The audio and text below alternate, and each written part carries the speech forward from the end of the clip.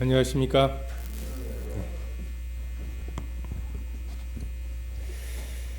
저와 함께 로마서 6장 말씀을 같이 보겠습니다. 먼저 로마서 6장 1절에서 4절까지 말씀을 함께 읽으시겠습니다. 로마서 6장 1절에서 4절입니다. 시작. 그런즉 우리가 무슨 말을 하리요? 은혜를 더하게 하려고 죄에 거하겠느냐? 그럴 수 없느니라. 죄에 대하여 죽은 우리가 어찌 그 가운데 더 살리요? 무릇 그리스도 예수와 합하여 세례를 받은 우리는 그의 죽으심과 합하여 세례를 받은 줄을 알지 못하느냐? 그러므로 우리가 그의 죽으심과 합하여 세례를 받음으로 그와 함께 장사되었나니 이는 아버지의 영광으로 말미암아 그리스도를 죽은 자 가운데서 살리심과 같이 우리로 또한 생명 가운데서 행하게 하려 함이라.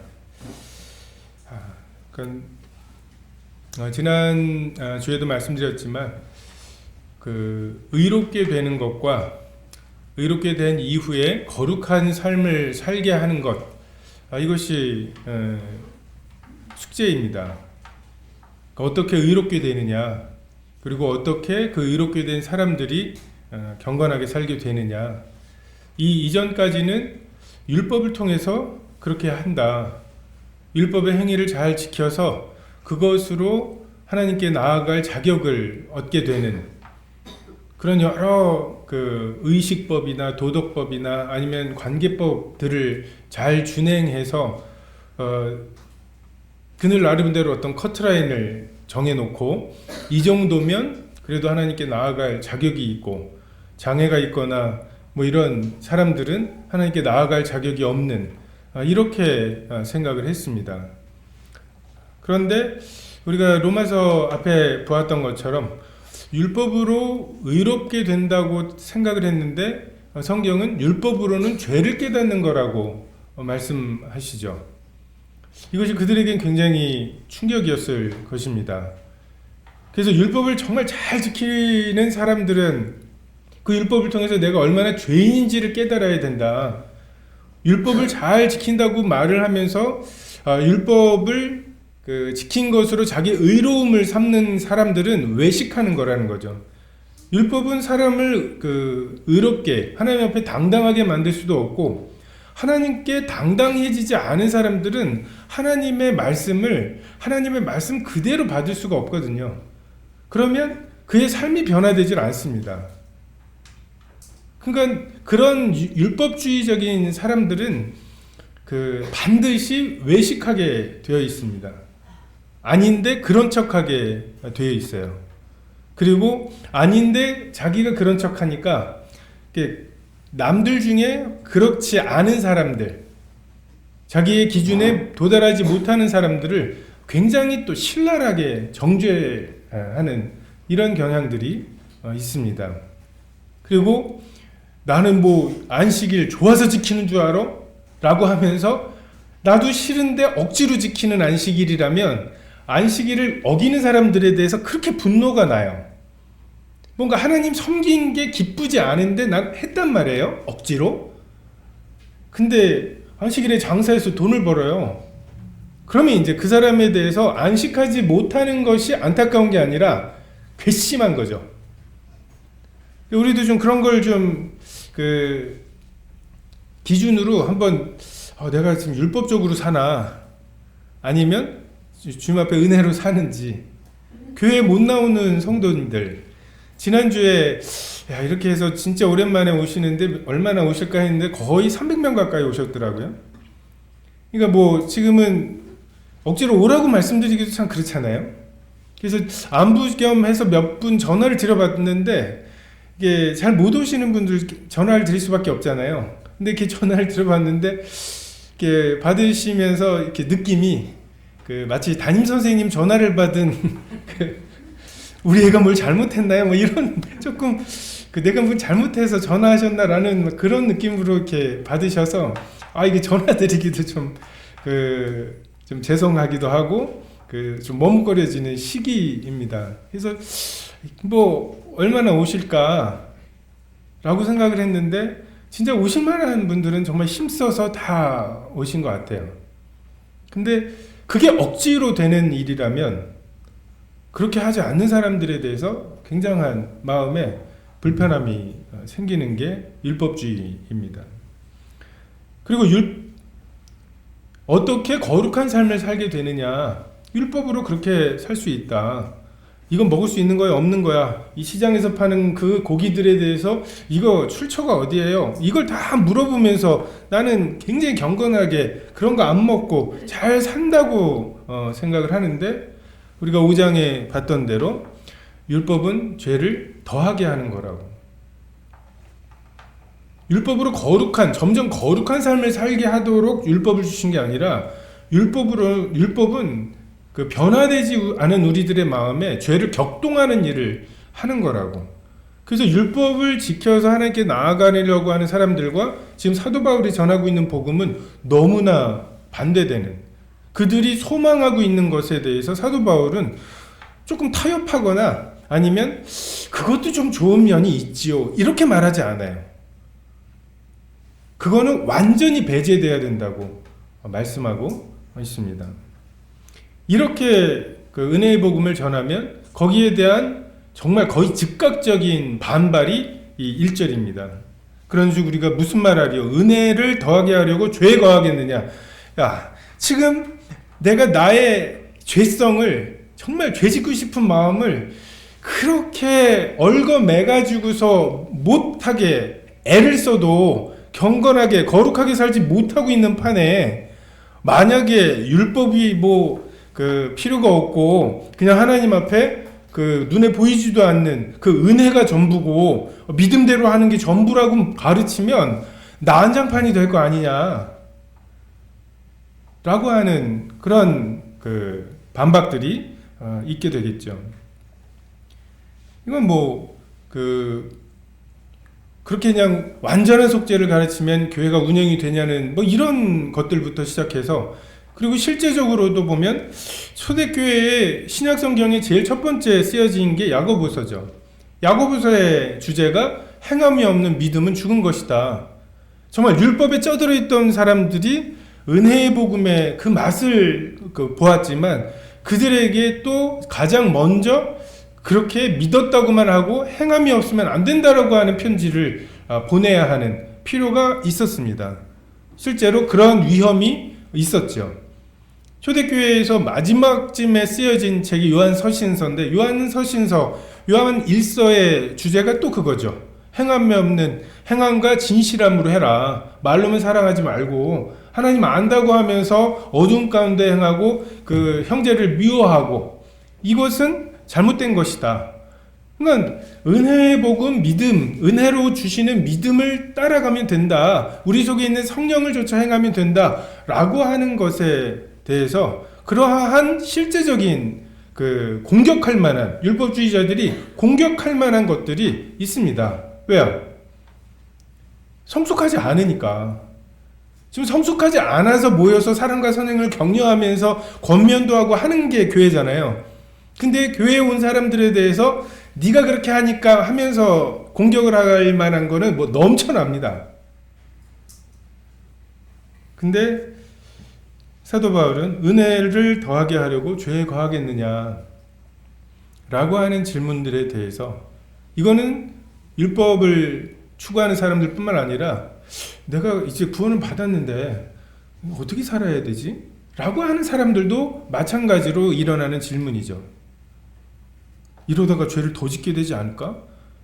여러분, 정말 죄 하나 지었을 때 그 번제를 드려야 되는 절차가 있다면 죄가 좀 덜해지지 않겠습니까? 아무래도, 아까워서라도. 캐톨릭에서 하는 것처럼 고해성사를 해야 된다면. 근데 자백하면 된다고 하는 걸 정말 남발해버릴 위험이 있잖아요. 그래 보이지 않습니까? 우리 스스로도. 근데 이것에 대해서 사도 바울은 2절에 그럴 수 없느니라. 저는 이게 그럴 수 없느니라 이 한마디로 이 앞에 있는 것들을 그냥 그 공격들에 대해서 대답할 수 있는 것, 이게 기독교가 아닌가. 여러분 4대 성인 중에 3대 소크라테스, 공자, 석가 이 세 사람은 예수님보다 500년이나 앞서 왔어요. 그래서 자타불이, 나와 남은 둘이 아니다, 내 이웃을 내 몸처럼 사랑하라, 뭐가 다릅니까? 말이 나 좋다고 남 싫은 일 하지 말고, 아니 그리고 유교의 측은지심 이런 것들이 그 기독교의 가르침과 도덕적으로 다를 게 없어요. 도덕적인 가르침만으로 본다면 기독교가 다른 종교랑 하나가 되지 못할 이유가 없습니다. 근데 기독교가 여러 종교 중에 최고의 종교가 아니라 유일한 신앙인 이유가 그럴 수 없느니라. 이 마음을 변화시키시는, 정말 우리에게 죄를 은혜를 더하게 하려고 죄에 거하겠습니까? 라고 할 때 그래서는 안 되지요. 이게 아니라 어떻게 그래요? 라고 하는, 그러니까 돼지가 먹는, 그게 음식물 쓰레기잖아요. 돼지 시절에 음식물 쓰레기가 너무 사모되고 그것을 얼마나 얻어냈는지가 그날 하루의 뿌듯함인 이런 사람이 이제 변화되어서 사람의 감각을 갖게 돼서 그 음식물 쓰레기의 그 냄새조차도 혐오하게 된, 그래서 더 이상 그걸 먹으면 안 돼. 왜? 이제 넌 사람이 됐으니까 먹어서는 안 돼. 그래서 먹어서는 안 되는 어떤 율법이 아니라 먹을 수 없는 무언가가 된 거잖아요. 그래서 그러면은 이것도 먹을 수 있으면, 그리고 아무도 막는 사람이 없으면, 그럼 너도 나도 가가지고 이 음식물 쓰레기를 먹으려고 할 텐데 어떻게 할 거야? 라고 물어보면 우리가 뭐라고 대답하겠습니까? 야, 그걸 누가 먹어? 라고 대답하는 거 아니에요. 여기서 그럴 수 없느니라가 그런 의미입니다. 그걸 누가 먹어? 이 마음의 변화, 거듭남, 이것을 제외한 채 기독교를 보면 기독교는 완전한 율법주의이죠. 이것이 다른 종교랑 다를 바가 무엇입니까?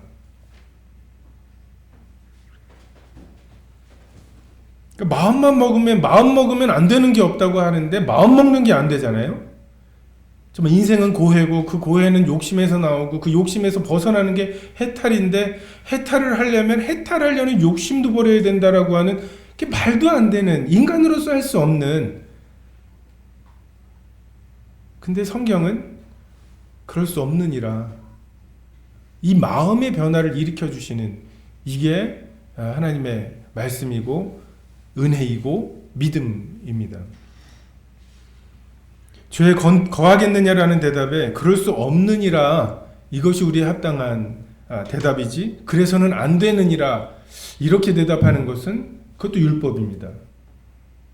이미 그렇게 할 수 없는, 그것이 옛날의 그 맛이 아닌, 이것이 우리 마음에 이루어지는 것, 이것이 먼저 선행되어야 합니다. 구도자들도 보면은 어떻게 저렇게 살아? 주일에, 이 좋은 날에 어떻게 교회에 와가지고 정말 뭘 하는지도 모르겠는 예배를 드리고 말씀을 듣고 이 낯선 대화들을 해야 되고, 이건 굉장히, 이렇게 살 자신이 있냐고, 구원받고 싶으세요? 구원받으셔야죠 라고 하는 말이 이렇게 살 자신이 있냐라고 묻는 말이라면 아무도 그렇게 구원받고 싶다고 말할 수 없겠죠. 근데 그들이 생각 못하는 것, 하나님께서 그 마음의 변화를 주시는 것, 그래서 정말 하나님을 깊이 생각하는 시간에 대해서 그 가치를 알게 하시는 것, 그 말씀을 통해서, 믿음은 들음에서, 들음은 그리스도의 말씀을 통해서 하시는, 그래서 그 말씀의 가치를 알게 하시는 것, 말이 통하는 사람들끼리 나누는 그런 교제들의 기쁨, 이 마음을 변화시키시는 하나님의 그 거듭남의 역사를 배제한 채, 내가 저걸 그래도 하루 이틀은 몰라도 이렇게 구원받는 삶에 대해서 자신 없어 하는 것, 이것도 그럴 수 없느니라, 이렇게 그 마음을 다루시는, 그러니까 하나님이 사람을 만드신 게 맞아요. 왜요? 이것밖에는 다른 방법이 없다고 하는 걸 하나님은 아시니까요. 정말 다른 종교들은 다 사람에게 의지하잖아요. 근데 하나님은 우리 속에 그것이 없다라고 말씀하시죠. 우리 그리스도 예수와 합하여 세례를 받은 우리는 그의 죽으심과 합하여 세례를 받은 줄을 알지 못하느냐. 여러분, 그리스도와 합하여 세례를 받으셨습니까? 물과 성령으로, 나는 물로 침례를 주지만 내 뒤에 오시는 이는 성령으로 침례를 주실 거라고. 정말 물로 내가 회개의 침례를 베풀었던 그 침례, 요한의 침례, 그 회개의 침례를 받으셨습니까? 정말 죄와 연합되어서. 침례 요한이 예수님께 말했죠. 아니, 내가 당신에게 침례를 받아야 될 텐데 당신이 내게 오십니까? 이것을 허락하여 하나님의 의를 이루는 것이 마땅하다고.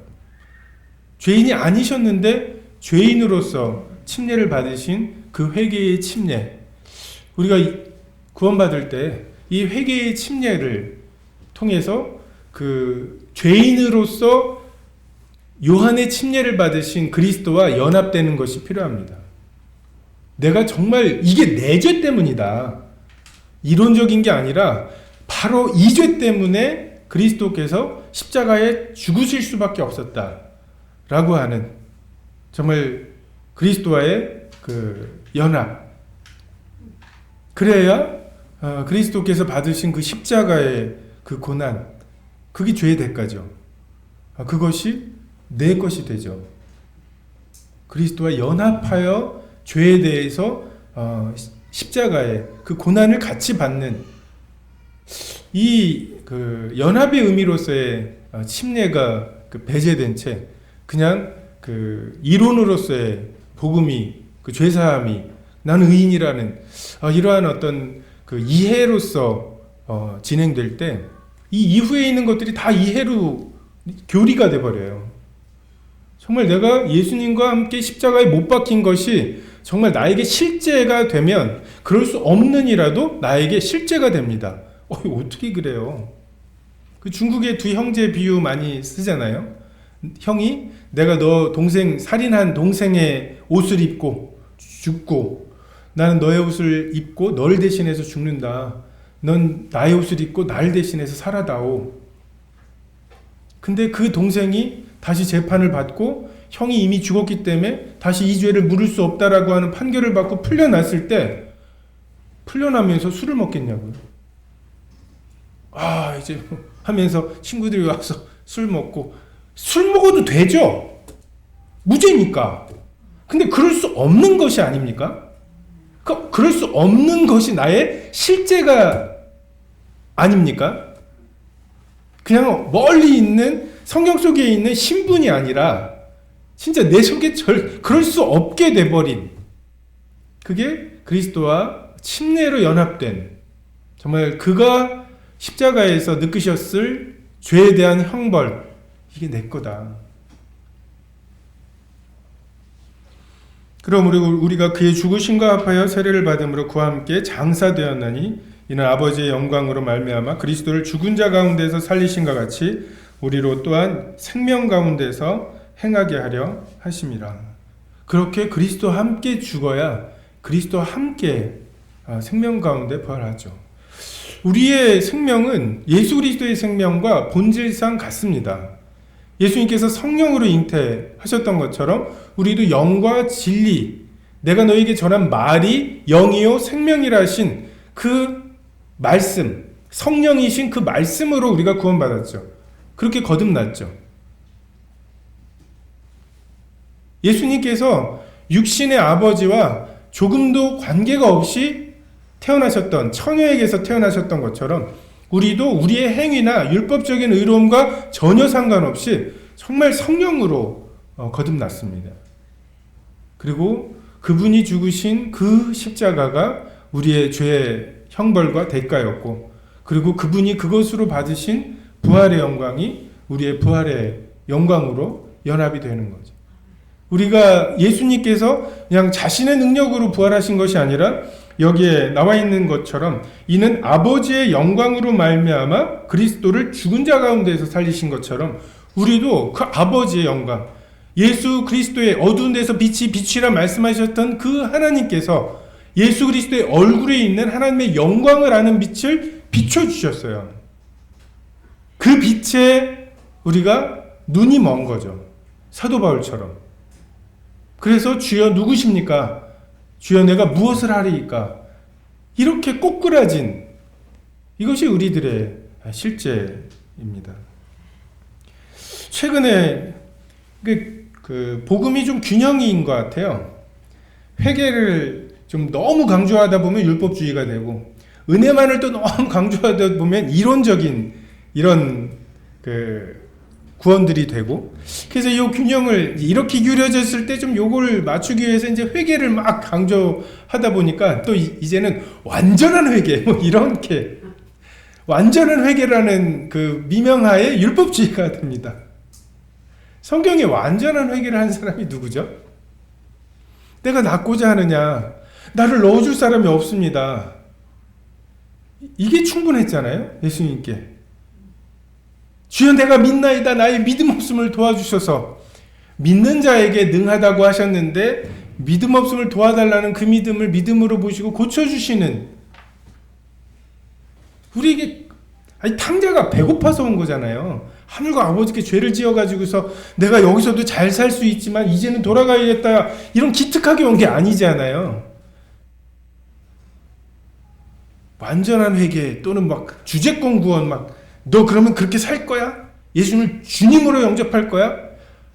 이런 또 이게 또 우리의 교만이에요. 그게 혹하는 거 보면은 그래도 그 정도는 내가 할 수 있다고 생각하니까 혹하는 거예요. 그것은 아닙니다.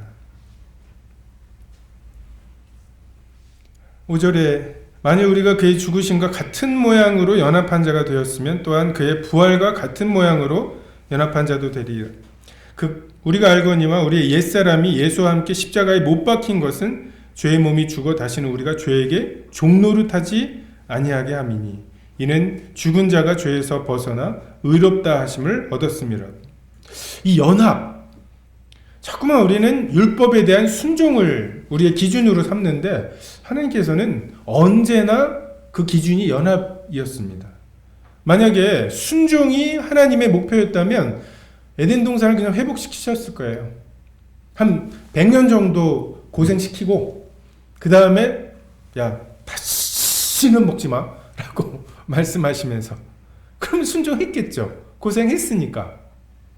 근데 하나님의 목표는 그냥 100년 정도 갈 그런 순종이 아니라 영원토록 성부, 성자, 성령 하나님과의 연합, 이게 하나님의 목표이셨기 때문에 여자의 후손을 말씀하실 수밖에 없었습니다. 이건 사도 바울이 고안해낸 원리가 아니에요. 사도 바울의 첫 번째 서신이 갈라디아서죠. 갈라디아서의 제일 유명한 구절이 내가 그리스도와 함께 십자가에 못 박혔나니 그런즉 이제는 내가 사는 것이 아니요 오직 내 안에 그리스도께서 사시는 것이라. 이제 내가 육체 가운데 사는 것은 나를 사랑하사 나를 위하여 자기 자신을 버리신 하나님의 아들을 믿는 믿음 안에서 사는, 처음부터 사도 바울은 그리스도의 연합입니다. 함께 못 박히고 함께 부활하고, 그래서 지금 그리스도의 삶을 그리스도의 생명을 살아가는, 이것은 사도 바울이 어떤 계시를 받았다기보다는 그의 삶에 일어난 어떤 일인 것 같아요. 율법을 특심해서 그렇게 열심히 살았던 사도 바울, 근데 그 사도 바울도 우리가 다음 시간에 보게 될 7장에 고민이 있었죠. 정말 율법이 없을 때에는 죄가 죽었다가 율법이 오니까 죄가 살아나서 막 율법이 죄를 더하게 하고 이러한, 그렇게 살았는데 그냥 예수님을 봤어요. 그러고 나서 그의 삶에 일어난 변화가 있었습니다. 정말 그게 내 죄 때문이구나. 교회를 핍박한 그 죄를 포함한 내 죄 때문에 그리스도께서 그렇게 죽으셨구나. 정말 주님을 채찍질한 이 사람의 나음을 위해서 그 등을 돌려대셨던 그 예수님의 고난이 사도 바울의 고난이었고, 그래서 사도 바울은 그렇게 매맞고 고난을 받고 하면서도 그것이 한편 우쭐할 만도 하고 한편 낙심할 만도 한데 전혀 그렇지 않았어요. 왜요? 그리스도와 그가 연합되었거든요. 사랑과 신뢰는 두 인격이 고스란히 유지된 채로 연합하게 만드는 요소입니다. 서로에 대한 완전한 사랑과 완전한 신뢰. 이것은 두 사람인데 한 사람처럼 행동하게 할 수 있는, 이것이 우리가 하나님 예수 그리스도와 연합되게 하시는 거죠. 죄의 몸이 죽었다고, 죄의 몸이 죽으셨습니까?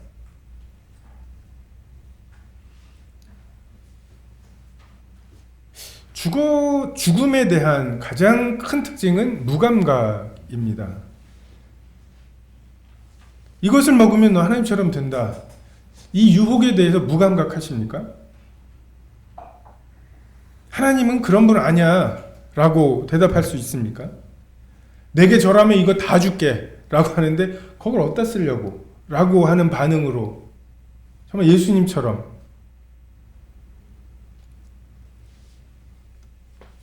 정말 아버지의 사랑이 없는 그 육신의 정욕과 안목의 정욕과 이생의 자랑, 정말 그것에 대해서 참 별 가치가 없게, 그러니까 가치를 느끼는데 그걸 애써서 막 하는 게 아니라, 아우 저걸 뭐에다 쓰지?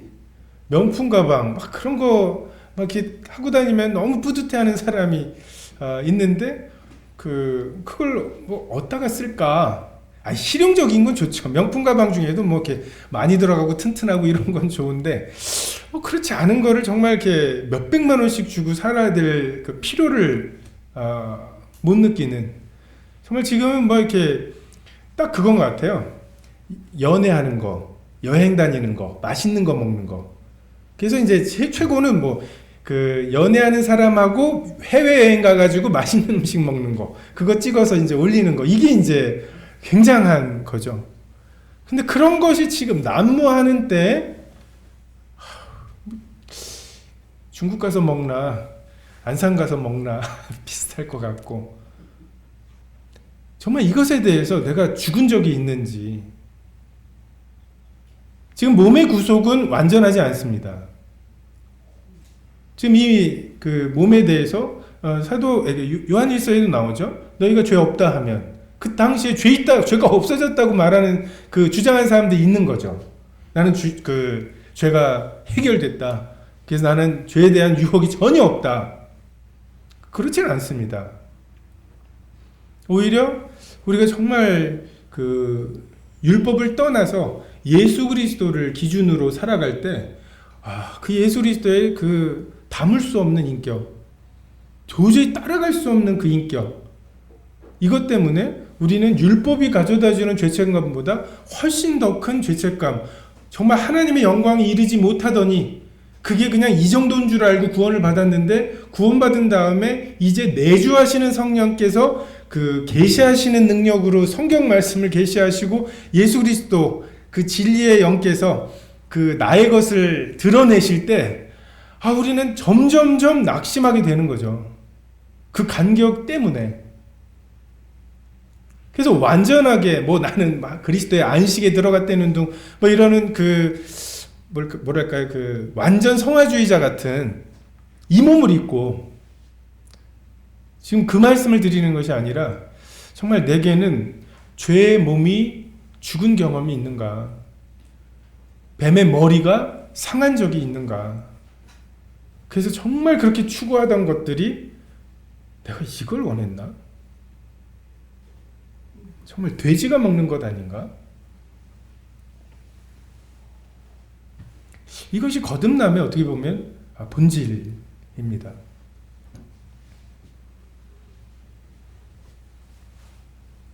사망이 우리를 주장하지 못합니다. 정말 죽음을 통한 자유와 해방,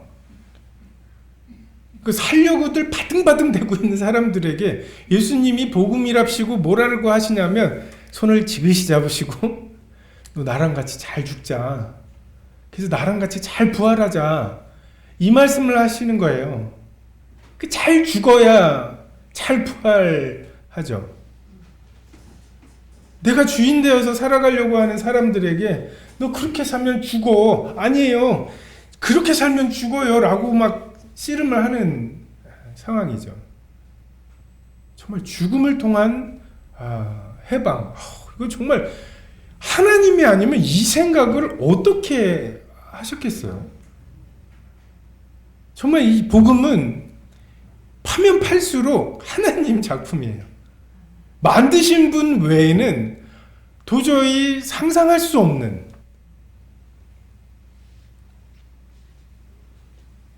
사탄은 그리스도를 죽임으로 승리했다고 생각했죠. 장사 지내고 3일 동안 묻어놨으니까. 근데 정말 예수 그리스도를 죽은 자 가운데서 살리신 하나님의 영광, 정말 사탄의 죽음의 권세, 어둠의 권세는 하나님의 그 생명과 그 빛의 권세를 이길 수가 없어요. 뭐 어떻게 감당하겠습니까? 그것을 통해서 죽기를 두려워함으로 너 그럼 죽어 라고 하는데 죽지 뭐 라고 하는, 정말 사도 바울처럼 내가 이 몸을 떠나 주와 함께 있는 게 더 좋지만 이번에 잡혀가면 죽으려나, 아닌 것 같아 하면서 편지를 쓰잖아요. 막 아쉬움이 가득한 편지를 쓰잖아요. 정말 죽는 게 안 무서운 사람을 이 죽음의 권세밖에 없는 이 사탄이 어떻게 감당을 하겠습니까? 죽음이 우리를, 사망이 우리를 주관하지 못합니다.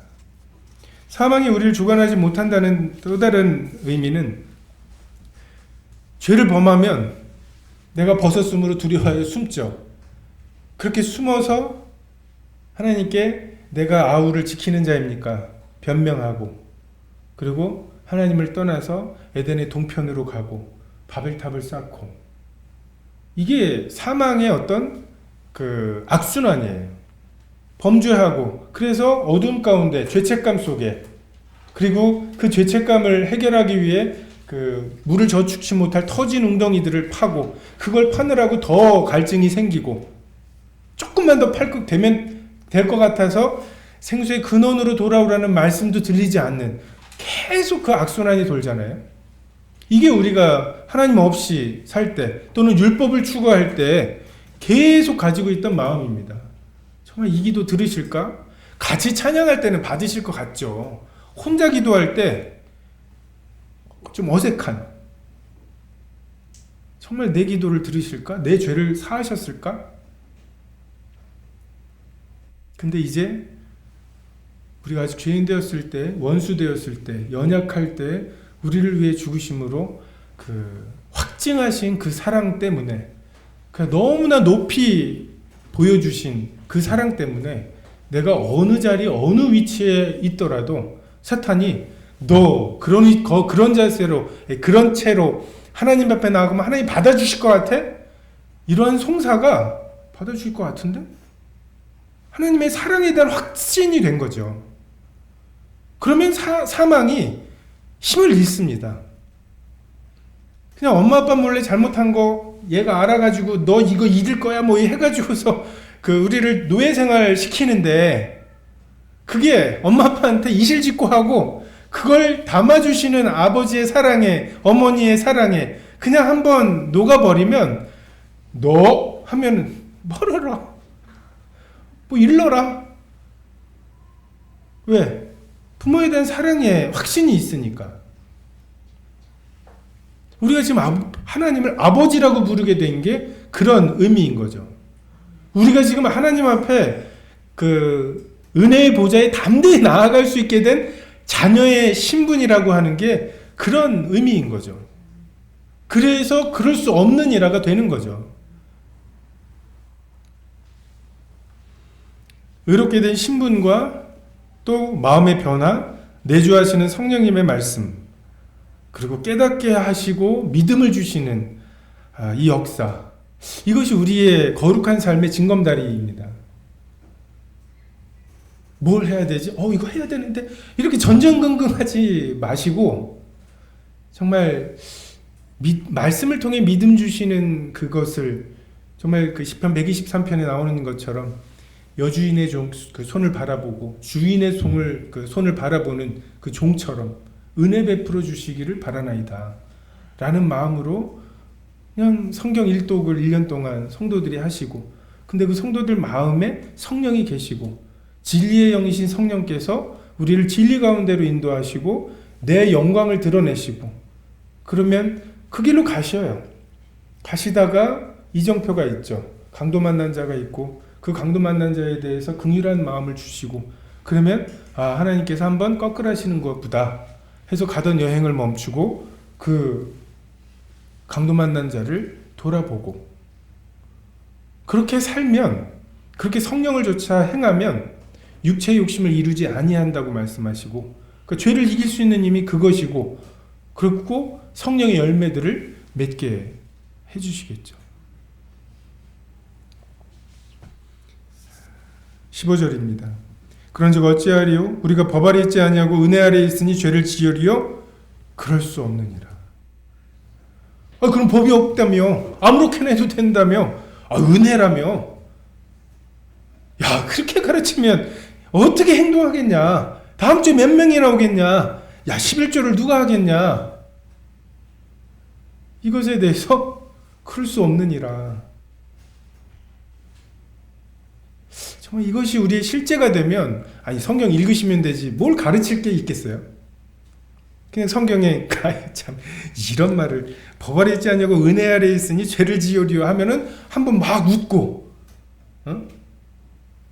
그럼 말도 안 되는, 이러면서 막 웃고, 에이 그럴 수 없죠 라고 하고, 그쵸, 다음에 그럴 수 없느니라 이 말이 나오는 거죠. 이게 로마서나 이런 말씀들이 그냥 우리에게 주어주는 새로운 교리가 아니라 우리에게 일어난 생명의 어떤 그 증상들을 정리해 놓은 거죠.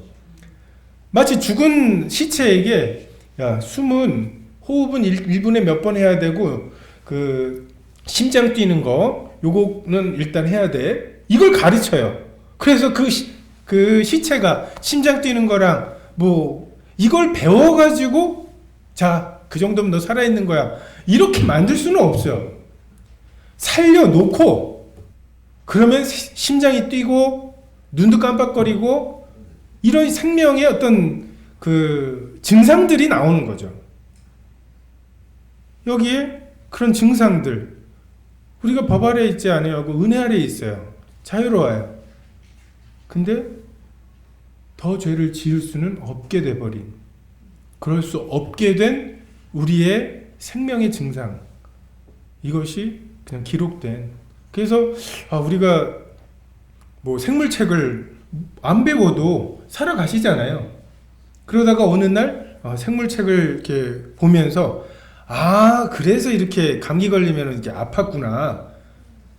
생물책이 그렇게 돼 있으니까 감기 걸렸어 그럼 아파야 되는데 이러신 게 아니라 그래서 아팠구나 이걸 확인하는 것처럼, 그럴 수 없는 이라가 그래서 그렇게 구원받은 다음에 예전에 짓던 죄를 이렇게 못 짓게 되고, 그 죄를 지어도 옛날 그 맛이 아니고 찜찜하고 이랬구나. 이것이 우리에게 있는 성령의 생명의 법이죠. 우리에게는 새로운 가치관이 생겼습니다. 예전에는 내가 주인 돼서 선택하는 것, 죄의 종, 이것이 너무너무 뿌듯했어요. 근데 이제는 내 소원이 강력하면 강력할수록 뭔가 알람이 울리죠. 난 정말 이걸 하고 싶어요. 근데 이게 맞을까? 성경은 뭐라고 얘기하지? 또는 여러분은 잘 아는 어떤 분들은 뭐라고 대답을 하지? 그리고 지금 환경은 어떻지? 뭔가 하나님의 그 일에 대한 인도하심을 구하게 되는, 예전에는 내가 결정하는 것, 그것을 놓치면 죽을 것 같았는데 이제는 의의 종이 되어서 무엇이 옳은지 그 옳은 것에 순종하고자 하는 이런 마음들이 우리 마음에 생기는 거죠. 마치 그리스도께서 그러하셨던 것처럼 지금 그리스도의 생명으로, 킹제임스 버전에 보면은 갈라디아서 2장 20절 내가 육체 가운데 사는 것은 나를 사랑하사 나를 위하여 자기 자신을 버리신 하나님의 아들을 믿는 믿음으로 사는 거라고 우리는 표현되어 있죠. 근데 거기 보면 하나님의 아들의 믿음으로 사는 거라고. 그러니까 예수 그리스도라면 어떻게 하셨을까요? 예수 그리스도는 뭐가 믿어지셨을까? 지금 아니 38년이나 누워 있었는데 하루 더 누워 있는다고 무슨 일이 있겠어요? 근데 예수님은 그 중풍병자를 보시면서 아버지가 일하신다고 믿으셨잖아요. 지금 고쳐야 된다고 믿으셨잖아요. 이 뺨 저 뺨을 때리고 12형 더 되는 천사가 대기하고 있는데 주님께서 그냥 뺨을 돌려 대시는 게 그분의 믿음이셨잖아요. 그 믿음이 우리 속에 부어져서 그리스도와 동일한 믿음을 주시고, 그래서 이 육체를 사는 동안, 입고 사는 동안 내가 결정하고 선택하는 게 이제 그 믿음에 근거하는 거죠.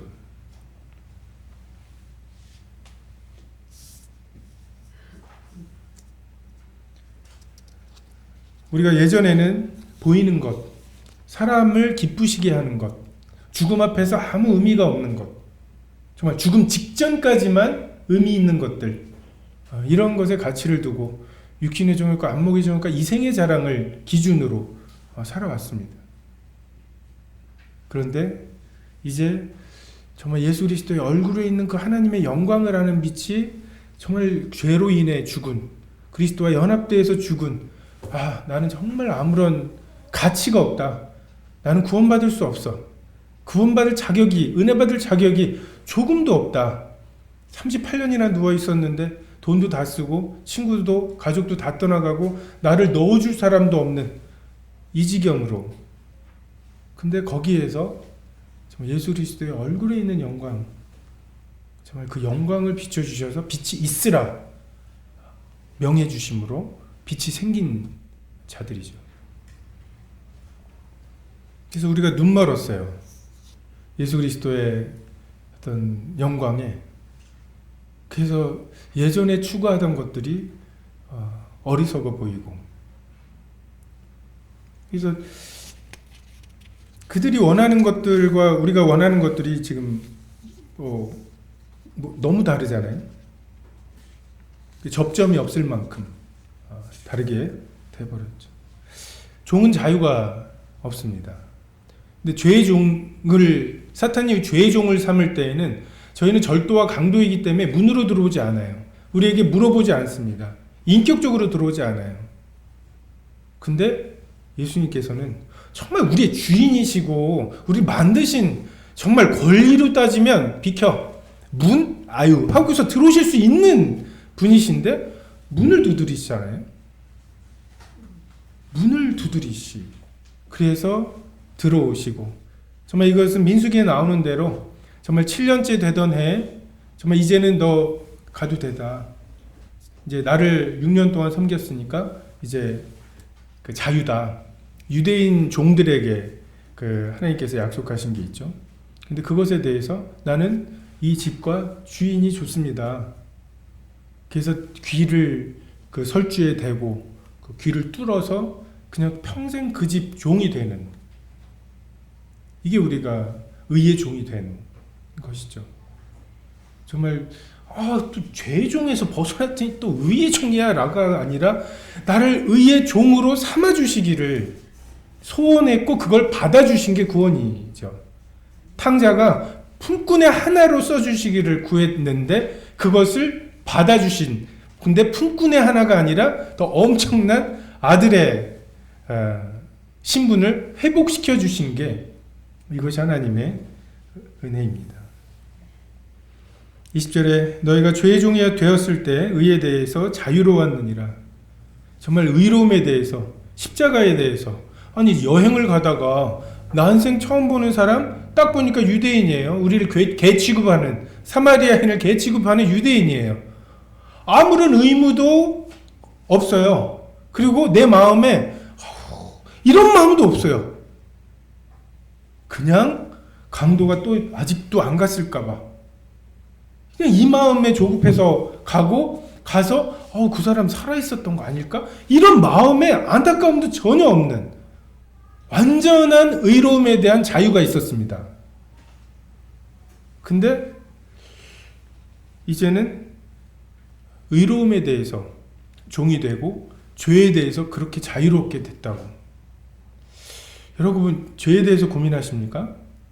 이 말씀을 믿으시고 한번 시도해 보시기 바랍니다. 이것은 뭐 경험으로 알아야지 이걸 그냥 이론으로 확인하는 것은 별 의미가 없죠.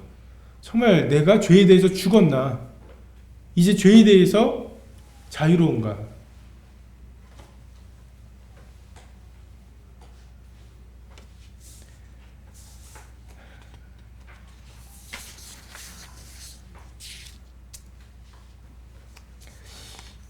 음,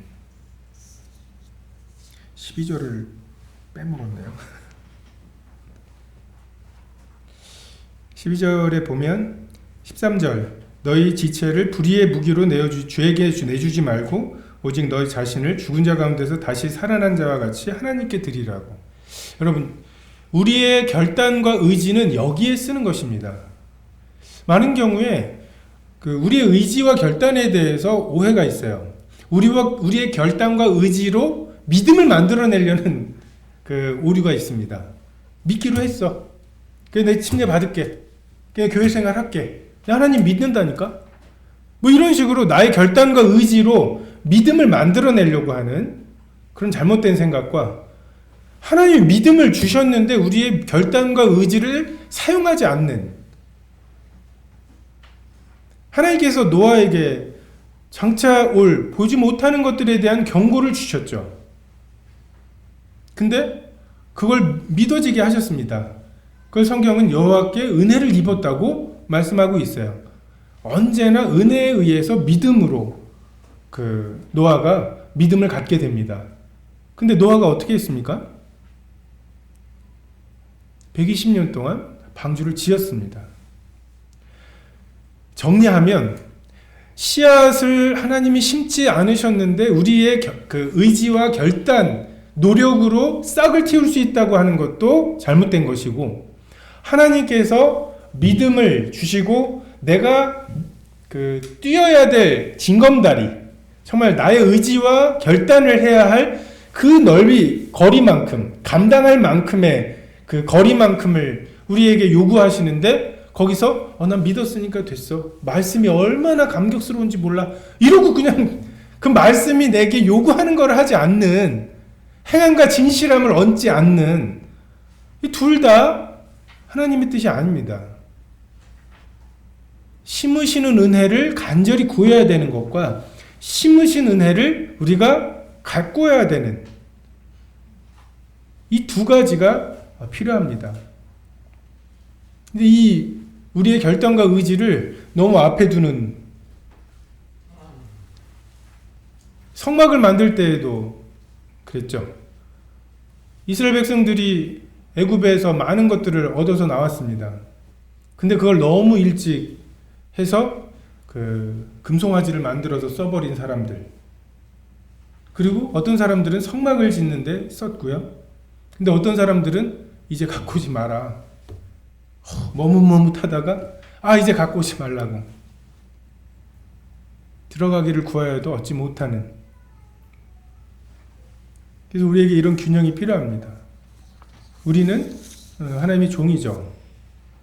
그러면 우리의 지체를 의의 병기로, 의의 도구로 사용할 필요가 있습니다.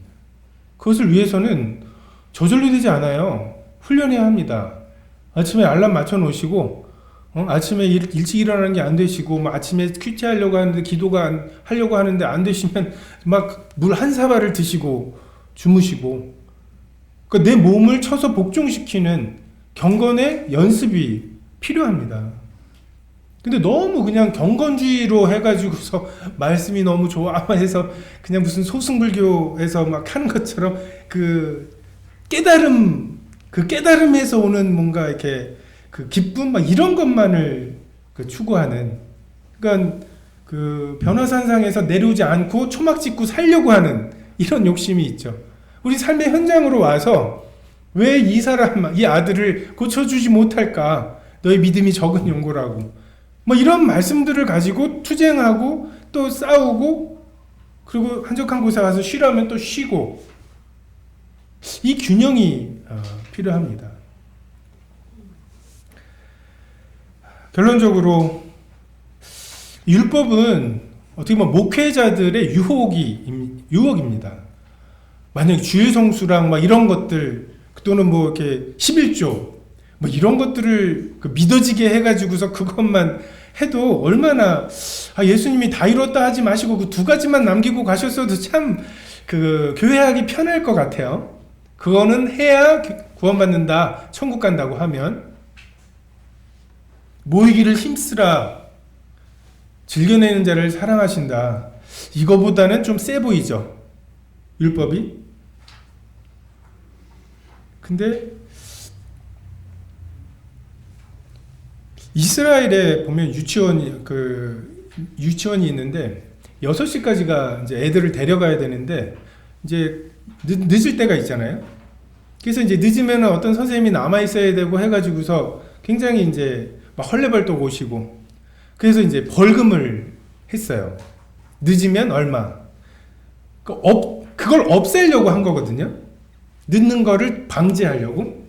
그랬는데 어떤 현상이 일어나냐면 예를 들어서 뭐 한 2만 원이다. 1시간 늦으면 1시간을 여유 있게 늦는 거예요.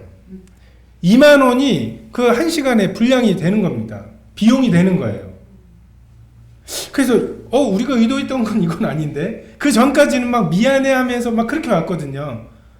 이게 아닌데 해가지고서 다시 그 벌금을 없앴어요. 근데 벌금은 없앴는데 그 마음의 염치는 돌아오지 않는. 여러분 율법이 이렇습니다. 법을 만들면 효율적이고 효과적일 것 같아요. 근데 한 번 법이 들어오잖아요. 우린 자꾸만 법을 기준으로 섬기게 됩니다. 정말 그 예수 그리스도의 무한한 인격이 우리의 그 갈증이 되는 게 아니라 어쨌든 나 했어. 안 나온 건 아니에요. 막 이런 거 있죠. 예배 시간 참석 안 한 건 아니에요. 막 이런 식의 그 성도들이 돼버려요. 그 사도 바울이 그 당시에 그 사도 바울이 보냈던 편지들을 받는 대부분의 교회에 많은 수가 유대인이었고 그 유대인들의 마음을 얻는 것은 굉장히 쉬운 거예요. 율법도 조금 지키는 게 필요하죠. 근데 사도 바울 그렇게 하지 않았습니다. 사도행전 15장에 보면은 막 싸우죠. 할례를 행하고 막 이런 것들에 대해서 가르치는 사람들에 대해서. 갈라디아에서도 베드로를 면박을 주죠. 우리에게 이런 것이 필요합니다. 잘 안 돌아갈 것 같아요. 왜? 성도들의 성숙도가 다 다르거든요. 근데 그것을 교정하기 위해서 율법을 도입하는 순간 그냥 늦으면 성도들에게 미안하고 주님께 미안하고 해야 돼요. 그냥 그것이 쌓이는 것이 더 낫습니다. 우리는 인격이기 때문에 인격에게 그 영향을 많이 받습니다. 인격을 통해서만 영향을 잘 받죠. 그래서 정말 하나님 앞에서의 그 자유로움 때문에 방종해보기도 하고 사람이 그냥 이렇게 추가 한 번에 이렇게 가운데로 오지 않더라고요. 이렇게 한 번 왔다가 그러면 가요. 만지지도 말라라고 하는 것이 낼름 먹어버리는 극단으로 금욕주의와 쾌락주의가 그냥 서로 통해 있고 정말 그렇게 하지 마시고 정말 그럴 수 없느니라 정말 이 마음의 변화 이것을 쫓아 가시고 성령께서 성경을 통해 그 주시는 그 징검다리들 믿음의 징검다리들 긍휼하게 여기는 마음 어떤 성도가 갑자기 생각이 나고 저희 교회 이제 그 학교에 남유락 선생님 지금 이제 제가 그 이후의 상태를 말씀을 안 드린 것 같은데 그 작년에 이제 치료를 받으시고 백혈병이긴 했는데 만성 백혈병이라고 이게 뭐 굴수 이식을 통해서 싹 없애는 게 아니라 그 당뇨병처럼 이렇게 어느 한도 이하로 유지하는, 그래서 지금 이제 그 복직해서 지금 3월부터 다시 근무하고 계시거든요. 근데 이제 이 일을 위해서 기도하던 어떤 자매님이 이제 그것에 대해서 기도하시면서 이제 생각이 나신 거죠. 그래서 이 남유락 선생님한테 뭐 이런 말씀들을 또는 이런 내용들을 좀 보내주면 좋겠다고. 그래서 그런 말씀들을 주시면 또 이제 전달을 하고, 그게 또 그의 마음에 얹히면 정말 인생의 연수가 70이요 간간은 80이구나, 이런 말씀들이 지금 40살밖에 안 됐지만 얹히면 또 그게 역사를 하게 될 거죠. 저에겐 믿음이 없어요. 그 남유락 선생님이 지금 여기에 앉아서 지금 수요일 요 시간에 이 시간을 여기에 쓸게 될, 그 변화될 거라고 하는 것이 안 믿어져요. 뭐 진짜 바늘도 안 들어갈 것 같아요. 근데 말씀은 들어가죠. 그래서 그렇게 우리가 한 걸음 한 걸음을 정말 율법으로가 아니라 그 하나님께서 우리에게 주신 믿음의 도, 은혜의 도, 정말 이것으로 의롭게 되는 것이 충분할 뿐만 아니라 거룩한 삶을 살아가는 것도 충분하다고 하는 것을, 그리고 교회가 운영이 된다는 것을 보여줄 필요가 있고, 저는 그것만 해도 굉장히 큰 사역이라고 생각합니다. 하나님께서 심판하실 때, 아니 그렇게 하면은 그게 운영이 돼요 할 때, 또 서대문 교회 봐라, 운영이 된다. 아니 목사랑 이거 갈라야 되잖아요. 그 신학교로. 근데 지금 그것도 없잖아요. 너도 나도 그 장로라고 하면은 뭐 어떻게 하려고 그렇게. 근데 그렇게 해서 되는 교회를 보존하고 우리가 이루어내는 것, 이것만으로도 우리가 굉장히 큰 사역을 하고 있다. 그래서 교회 진리는 이런 사람들, 그럴 수 없느니라, 이 사람들에게 적용할 수 있는 거지. 아유, 이거 뭐 기명헌금 안 한다고 하면은 이게 확 줄어들 것 같은 이런 모험을 어떻게 하겠어요? 그래도 오면은 집사라도 줘야 계속 올 것 같고, 이런 시스템 속에서는 성경이 말하는 교회 원리를 적용할 수가 없겠더라고요. 그래서 정말 우리가 믿고 있는 바, 우리가 행하고 있는 바에 대해서 좀 더 확신을 가지시고 정말 이것으로 충분한가 라고 하는 질문을 하시면 좋겠습니다. 기도하겠습니다.